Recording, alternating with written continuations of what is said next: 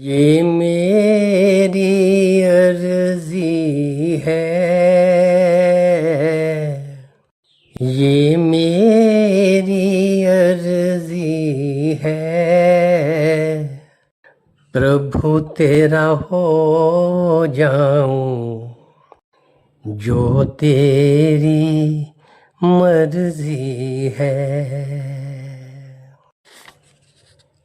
Having completed his lifetime epic work, Guru Gobind Singh Ji proclaimed, Khalsa मेरा रूप है खास, खालसे में ही करूं निवास। Meaning, Khalsa is my true form, and within him I abide. The Sikh invocation of Raj Karega Khalsa does not mean rule by them. Instead, it alludes to a rule by those pure ones directly linked to God, free from ritualism, superstition, and inequality. Sikhs are expected not to bow before any mortal. They must pay absolute obeisance only to their eternal Guru, the Guru Granth Sahib. बिना विवेक के भक्ति अंधविश्वास बन जाती है।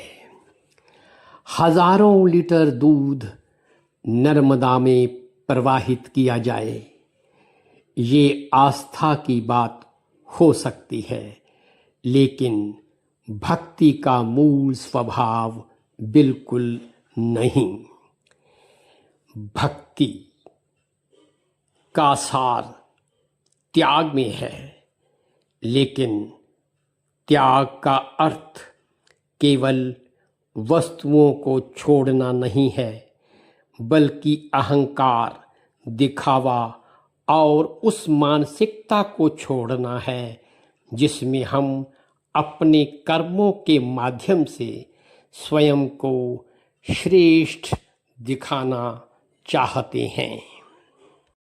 प्रश्न करने से आस्था गहरी होती है, क्योंकि तब वो अनुकरण के बजाय समझ पर आधारित होती है। जब भक्ति महज कर्म कांड बन जाती है, तो वो हमें भीतर से नहीं बदलती।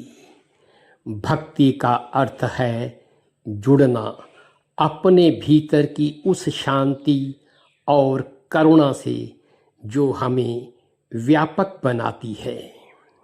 भक्ति प्रेम का सबसे गहरा रूप है। श्री राधा, मीराबाई, चैतन्य महाप्रभु, राम कृष्ण परमहंस, माता शबरी, इन सभी ने पहले अपने इष्ट से सच्चा प्रेम किया। उनका प्रेम किसी शर्त, डर या स्वार्थ से बंधा नहीं था। भक्ति की सबसे खास बात यह है कि इसमें कोई जोर जबरदस्ती नहीं की जा सकती। सच्ची भक्ति दिल से आती है, दिमाग से नहीं। भक्ति में पाने की हर इच्छा खत्म हो जाती है। भक्ति भीतर से अपने आप बहती है, इसे रोका या कैद नहीं किया जा सकता। True worship is expressed through a lifestyle of prayer, meditation, personal wellness, and active service to humanity. Real, tangible, global transformation is an architecture we build together and it begins right in our homes as our everyday thoughts and habits become anchored in ethical living. Darkness of hostility naturally yields to mutual support. The fundamental purpose of life is to know our Creator and to collectively advance human civilization. This human birth is the soul's opportunity to return to its eternal parent, and we must do all we can to make good use of the time we have by following the blueprint given to us by the saints and spiritual masters. It is through the grace of God that we are given a human birth so our souls can find their way back to Him. God imparts wisdom and protection to our souls, ensuring we do not become entangled in activities of the outer world. Ananya Bhakti is in which the duality between a worshipper and his object of worship dissolves.